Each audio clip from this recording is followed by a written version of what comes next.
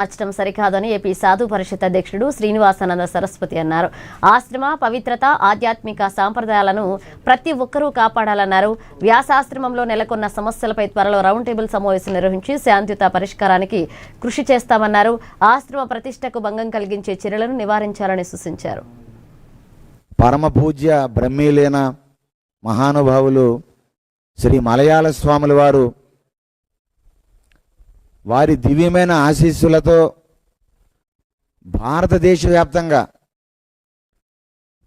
రాద్ధాంతాన్ని సృష్టించడం వల్ల సనాతన ధర్మం పలచనైపోతుంది. పబ్లిక్ లో, జనాల్లో, భక్తుల్లో ఆ నమ్మకాన్ని సన్నగిల్లే విధంగా మీరు ప్రవర్తించడం గురువులుగా, పూజ్యులుగా, గౌరవనీయులుగా మీ అందరికి కూడా మంచిది కాదు అనే విషయాన్ని తెలియజేస్తున్నాం.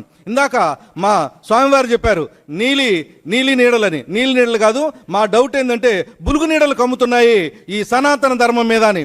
దయచేసి ఈ పరిరక్షణ సమితిలో ఉన్నటువంటి స్వామీజీలకి, పూజ్యులకి మా విన్నపం ఏంటంటే ఆ బులుగు నీడల నుంచి మీరు బయటకు రండి.